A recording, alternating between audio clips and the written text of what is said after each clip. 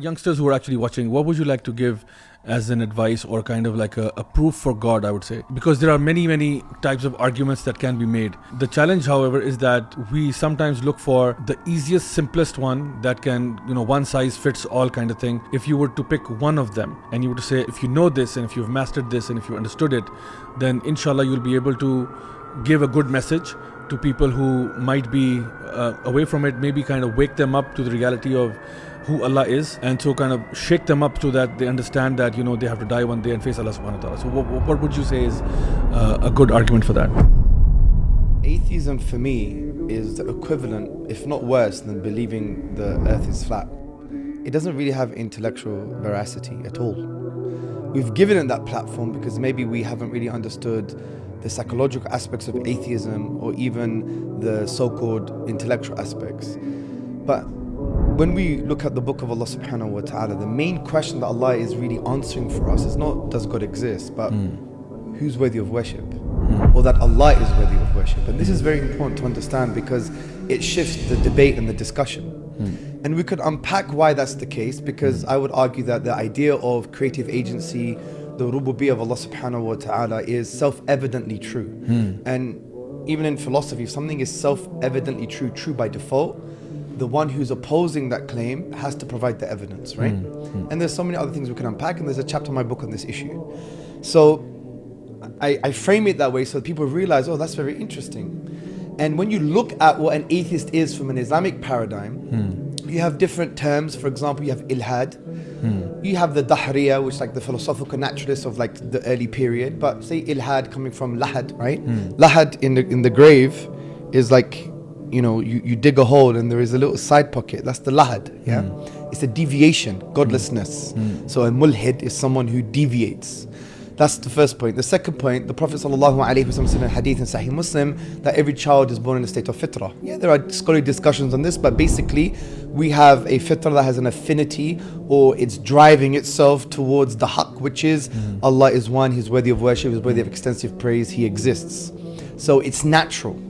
Then Allah says, only a fool, someone imprudent will reject the way of Ibrahim, which is Tawheed, and within Tawheed is creative agency, the rububiyyah of Allah subhanahu wa ta'ala. So what are we getting from the Quranic paradigm here? We're getting that atheism is unnatural, it's a deviation, right? It's irrational, because what does Allah say in chapter 52, verse 35 to 36? At the end, indeed you have no certainty, right? Because what does Allah say? Did you come from nothing? Am khuliqu, makhluk, you're something that once didn't exist. Muhdath, you came into being. So did you come from nothing?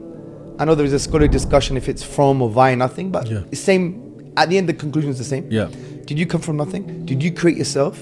Did you create the heavens and the earth? بَلْ لَا يُقِنُونَ. Indeed, you don't have any certainty. And I gave them just basically an explanation of these ayat. Wallahi, I've used these ayat against philosophers, thinkers, humanists, liberals, secularists, some of the greatest atheists, and I am telling you, they have had no response as a counter defeater. They may have some shubuhat here and there, but as a undercutting defeater, nothing. And it's from the Quran. So the Quran is talking about the human being, but you can't apply the logic of these verses to something that came into existence. So we could establish the universe came into existence just by a metaphysical argument. You don't need to go to astrophysical evidence that's dhanni, because it's speculative, it's going to change, and it may change. We don't have to go to the philosophy of mathematics or the infinity.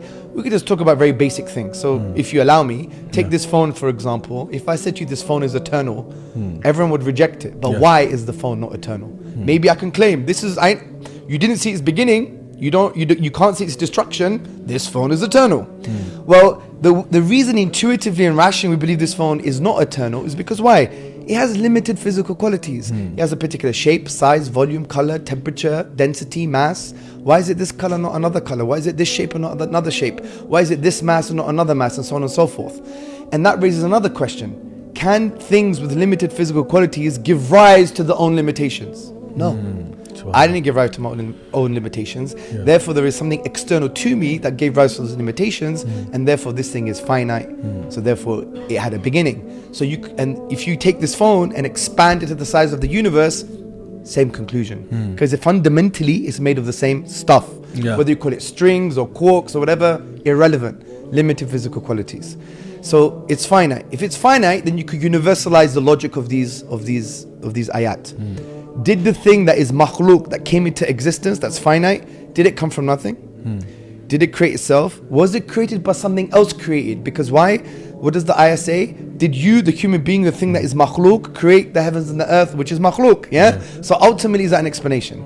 Or, which is implied in the ayat, or is there an uncreated creator? So just to repeat, did it come from nothing? Did it create itself? Was it created by something else that was created, or was it created by something uncreated? So let's break it down. Could the universe come from nothing? What we mean by nothing is no thing, no prior causal conditions.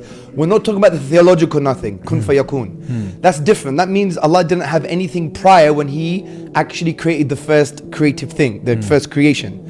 Allah was there, yani, so you can't say it's nothing at all. His irada and qudra were the prior causal conditions to bring the first creation into existence. So we're not talking about that type of nothing. We're saying no thing, no prior causal conditions, no thing at all. Can something arise from that? No. Because when you have kuch nahi, nothing, and more kuch nahi, and more kuch nahi, you're going to get kuch nahi. 0 plus 0 plus 0 is 0. Something with no property, with no potential, no prior causal conditions, nothing at all. It's impossible. And if they claim that's the case, then they're irrational and absurd. True. Because it's the equivalent of me shutting my eyes, counting to 3, and after 3, this whole room has disappeared. And I should say it's perfectly fine. How can that be perfectly fine? Because it's irrational. There must have been an explanation how it disappeared or it's gone into nothing. Because if you could accept the universe coming from nothing, you should also accept this building, this room, to disappear for no reason at all. True. And that's logically absurd. So it couldn't come from nothing. Couldn't create itself. Very easy way of doing this. Did you create yourself? Can your mother give birth to herself? This implies that something exists and doesn't exist at the same time. Last point. Was the universe created by something else that was created ultimately? Many may argue, well, this universe was as a result of a prior universe. Okay, no problem. Is that an ultimate explanation? No. Okay, if it's not an ultimate explanation, let's explain that universe that created this universe. Oh, it was another universe. Okay, no problem. What created that universe? Another universe. Oh, okay, what created that universe? Another universe. If that goes on forever, we will never have today's universe, right? Yeah. This is not the infinite regress of events, it's the infinite regress of causes. It's absurd, yeah? So, in order for this universe to come into existence, you had to wait forever in order for it to come into existence. But forever never ends. And if it's true, it's a forever chain, we would never have this universe in the first place. So Ibn Taymiyyah and Al-Ghazali basically affirmed this point. So what does this mean? There must be an uncreated creator. That's the quick way of showing that there's a creator from the Quran. And I believe the Quran arguments are the best arguments. And I believe they could also be universalized. So you don't have to believe in revelation to accept this argument. Yeah, these are universal. Yeah, you can universalize it. So from that perspective, you could show there's an uncreated creator, and there's other things that you can rationalize, but we could just go to the next point really quickly. If there's a creator, then he's worthy of worship. He is worthy of your adoration, of your obedience and your worship. There's many reasons for that, but let's take one very quick reason. If Allah is Al-Khaliq, He's the perpetually creating, He's Al-Khalaq, the perpetually creating, He's Al-Khaliq, the creator, then He created everything. All of the asbab that you use to enjoy yourself and all of the blessings that you have. But significantly, Allah has given you something, has created something for you to use, or He's given you something that is priceless, that you don't earn, own or deserve. And it's freely given to you. And it's every moment of your existence.